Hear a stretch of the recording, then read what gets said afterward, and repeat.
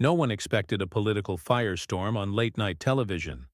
But when Congresswoman Jasmine Crockett appeared on Jimmy Kimmel's stage, the atmosphere shifted from playful to piercing in a matter of minutes. What started as routine small talk quickly turned into a jaw-dropping confrontation that left the entire audience holding their breath. Crockett did not just speak, she erupted, and the fallout was impossible to ignore. Make sure to like and subscribe so you do not miss moments that make headlines before they hit the news. The evening had all the makings of a typical late-night broadcast. Jimmy Kimmel was in high spirits. The band played its usual lively intro, and the studio audience buzzed with anticipation.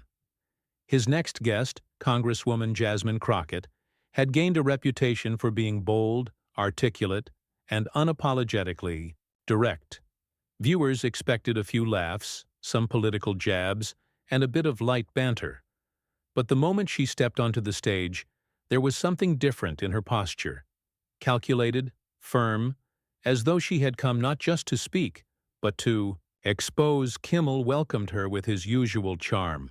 "Congresswoman Crockett, thank you for being here. You've had quite the year," he said, grinning as applause followed. Crockett smiled, but it was the kind of smile that carried weight behind it. "I have, Jimmy, and unfortunately, so has the truth. It's been pushed, pulled, and twisted into something almost unrecognizable." The audience chuckled awkwardly. Was this just a prelude to a joke, or was she about to launch into something more serious? Kimmel shifted in his seat. "Well, it's good to see you're still passionate about keeping Washington honest." Crockett leaned in slightly. "Honesty isn't optional anymore. Not when deception has become policy." That was the first tremor. The tension in the room became palpable. Kimmel blinked, unsure whether to steer the conversation back toward comedy or lean into the unfolding storm. But Crockett was already steering. "Let me ask you something, Jimmy," she said, her voice calm but laced with purpose. "When was the last time someone in the Trump administration told the truth without being forced into a courtroom first?" The crowd let out a mixture of gasps and nervous laughter. Kimmel, caught off guard, raised his hands as if to diffuse. "Whoa! We're jumping in right away, huh?" Jasmine nodded. "We do not have time for anything else." Was she wrong? Could anyone in the room actually name a policy move in recent memory that had not been tangled in controversy, misinformation, or outright denial? Could late-night hosts afford to stay neutral when politicians turned the nation's pain into performance? And most of all, what happens when someone finally refuses to play along? What followed was not a debate. It was a breakdown, a clinical dissection of spin, scandal, and the people who enabled it.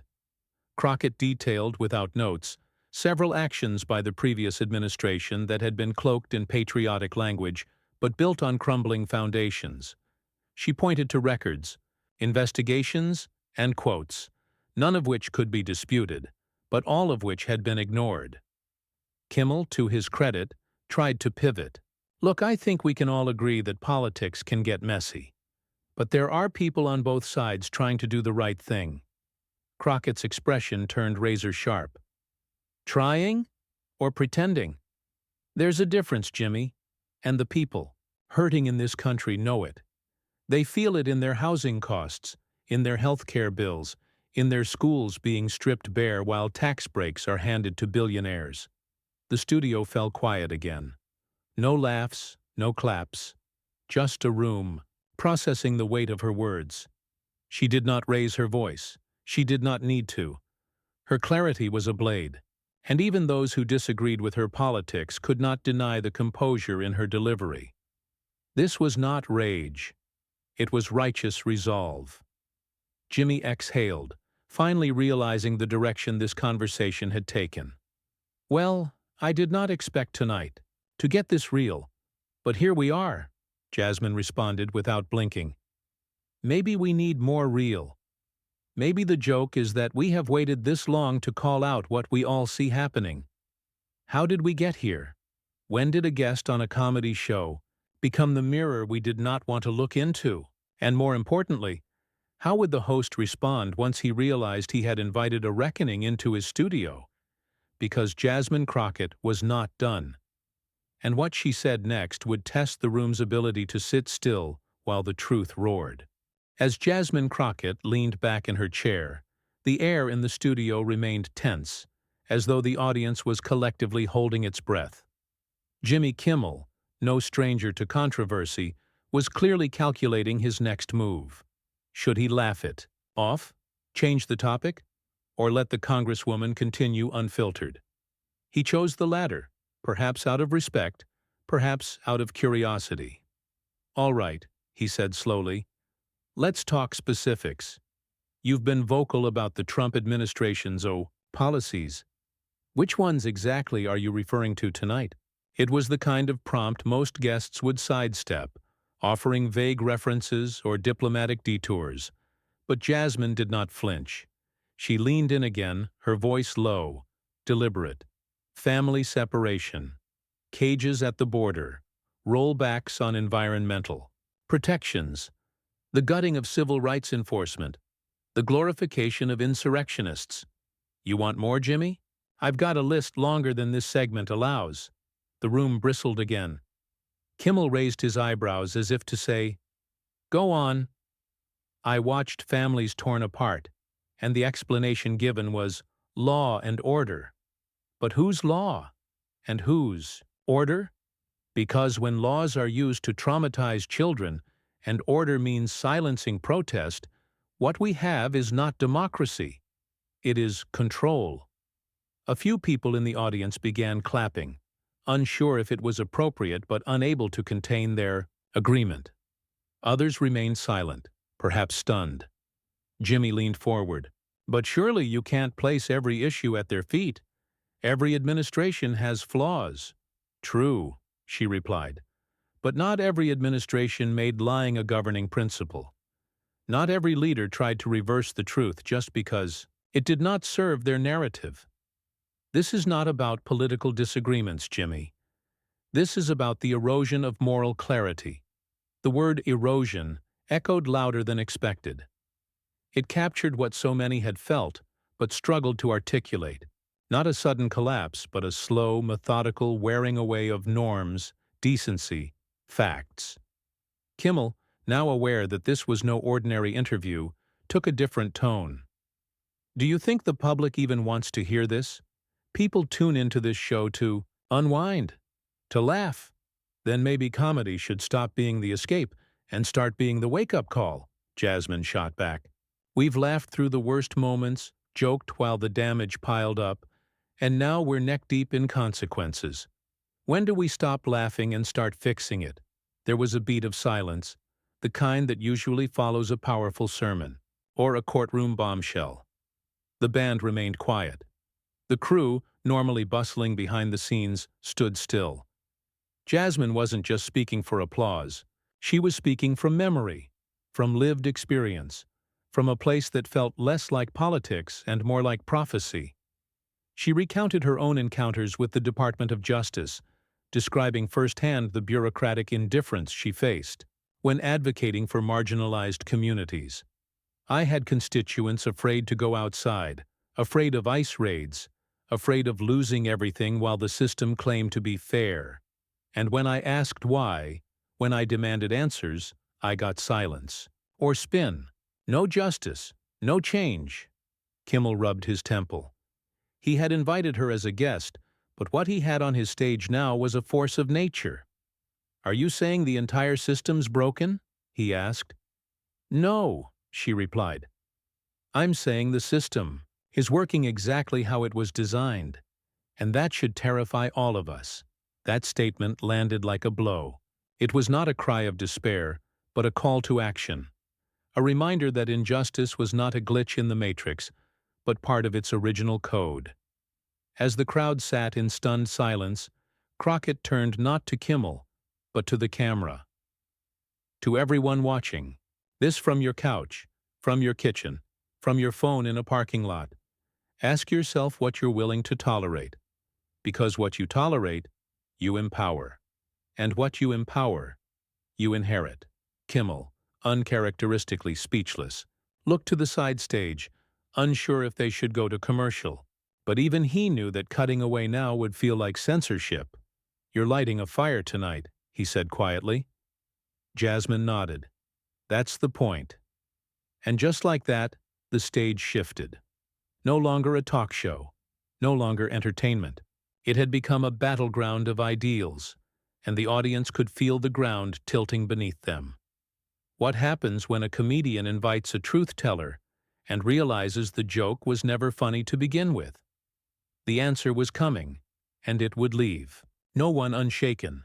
The studio had fallen into a hush, broken only by the occasional shifting in seats and the soft buzz of overhead lights.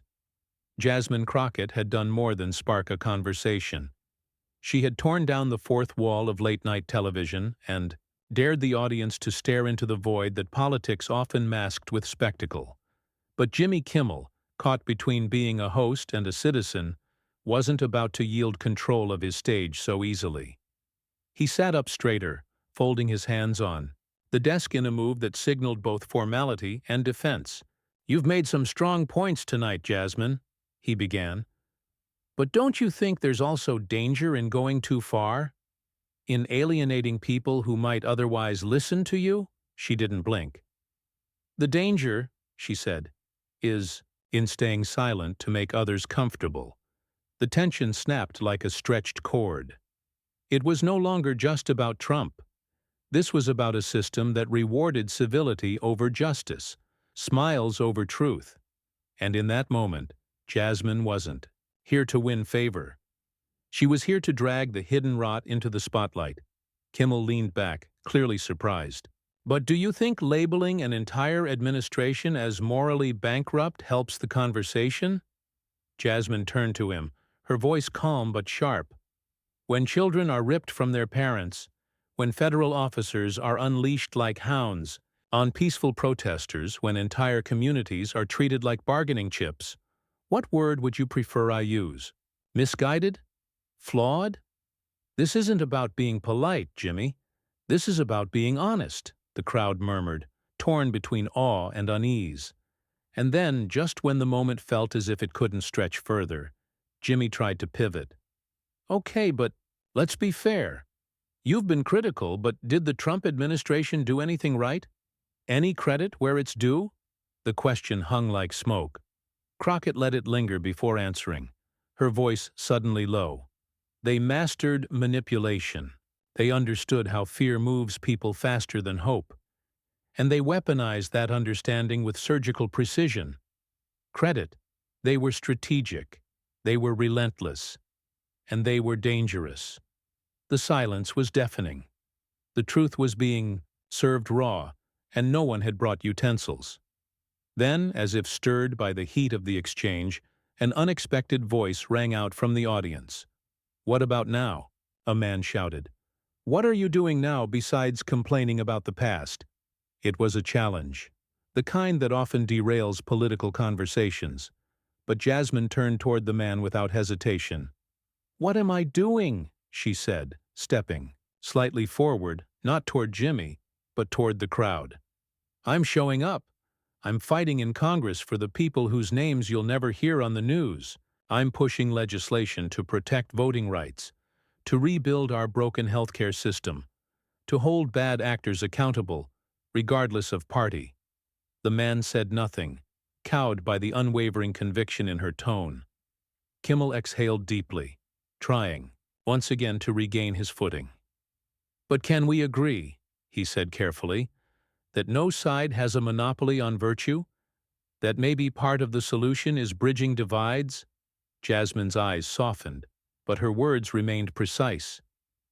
"Bridges are for those willing to cross, but I will not extend my hand to those who use it to pull others down.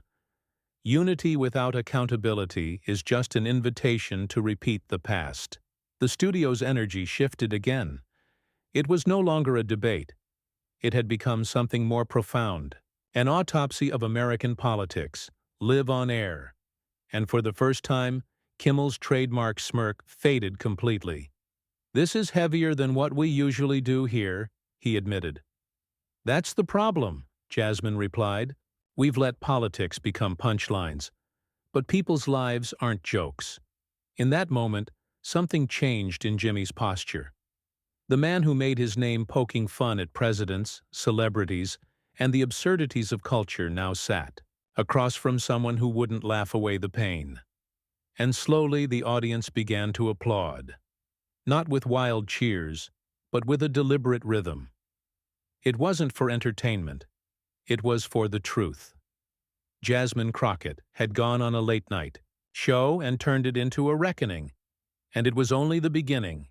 The applause had barely faded when Jimmy Kimmel leaned forward, his elbows resting on the desk in a rare moment of unease. This wasn't the interview he had planned. It was something else entirely. A live confrontation that had peeled back the comfort of television and exposed the sharp edges of real-life politics.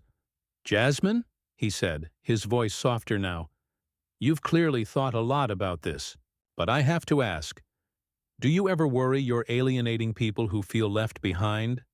People who voted for Trump because they felt ignored?" It was a calculated question, a common refrain, the kind used to deflect criticism and redirect empathy toward those who had wielded their vote like a weapon. But Jasmine was ready. "I worry more about the people who didn't vote at all," she responded, her tone unwavering. "Because they've stopped believing anyone cares about them. And maybe they're right." She paused, letting the words settle. "But let's be honest, feeling left behind is not the same as being systemically excluded. One is discomfort, the other is oppression. And while we cater to the discomfort of some, we ignore the suffering of many." Jimmy nodded slowly, the weight of her response registering in his eyes. He looked out at the audience, whose expressions mirrored a mix of guilt, curiosity, and awakening. Jasmine continued, her voice rising in intensity. "This country has always had two realities. One for the privileged, where mistakes are forgiven, and power is a cushion. And one for the marginalized, where even survival feels like rebellion. Trump didn't create that division. He simply exploited it." Kimmel ran a hand through his hair, clearly struggling with how to steer the conversation. "Do you think the media played a role in that?" Jasmine turned her gaze squarely on him. "Absolutely. The media amplified the circus and ignored the cries. You gave airtime to tantrums, scandals, and lies, and buried the voices calling for justice. You made fascism entertaining."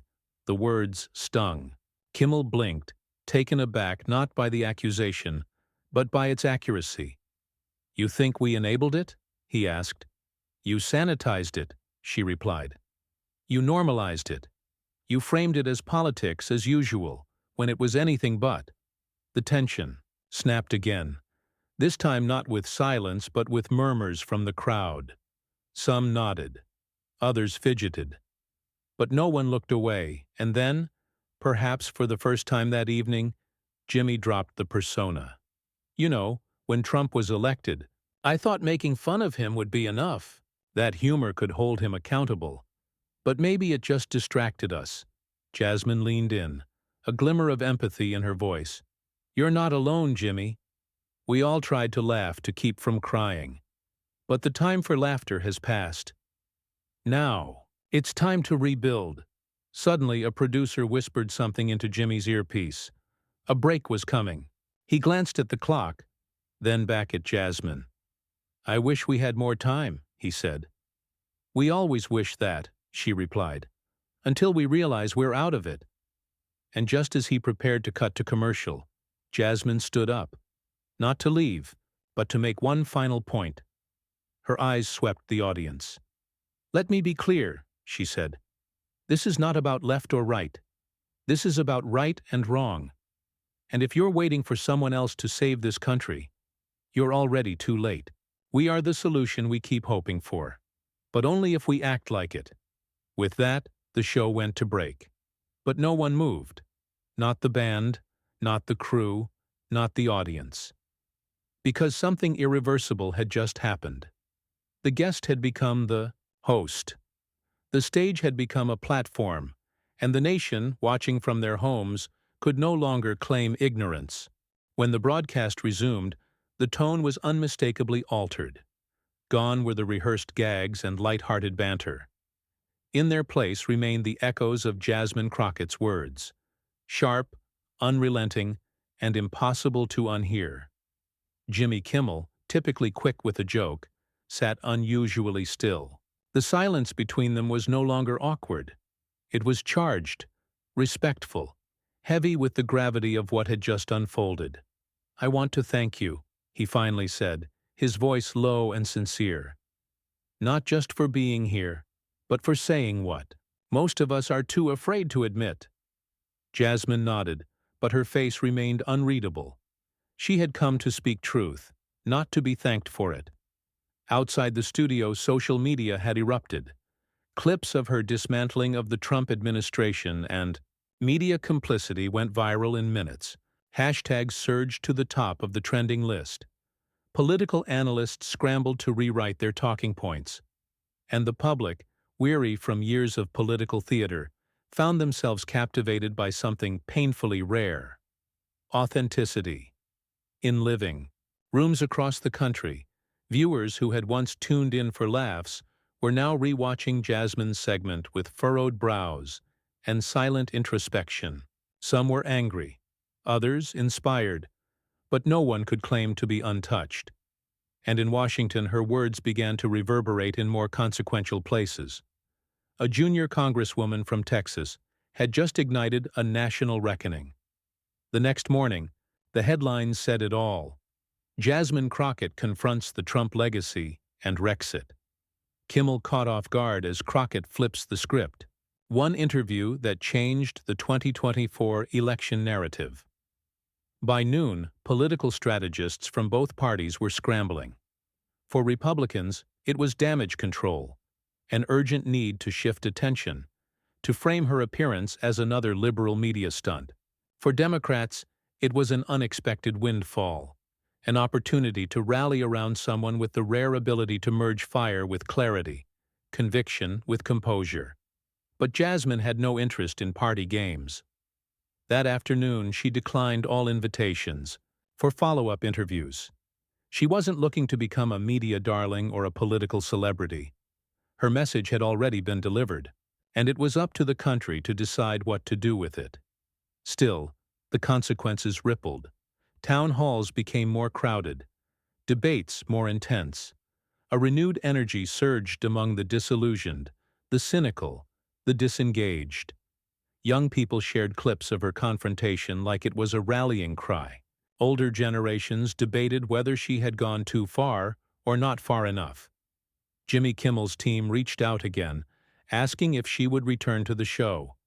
Her answer was simple: only if we talk solutions, not sound bites. And then, days later, something no one expected. Donald Trump himself responded. From a rally stage in Florida, he mocked the exchange, calling it another sad example of the radical left lecturing good Americans. But his tone was defensive, his eyes twitching at the mention of her name. The crowd cheered, but even among them the unease was visible, because deep down, everyone knew something had shifted. This wasn't just another viral moment, it was a reckoning. Jasmine Crockett had done more than confront the legacy of a controversial administration. She had exposed the underbelly of an entire political culture. She had called out the complicity, the cowardice, and the silence that allowed division to thrive. And she had done it live, with the world watching. As the days passed, the story remained a fixture in the national conversation. Commentators dissected it. Politicians tried to spin it. But the truth, raw and unedited, was still there, on tape, on air, in memory. Jasmine had spoken not as a politician, but as a citizen tired of waiting. And in doing so, she gave the country a choice: to go back to pretending or to start listening. The cameras might have stopped rolling, but the real show, the one that mattered, was just beginning.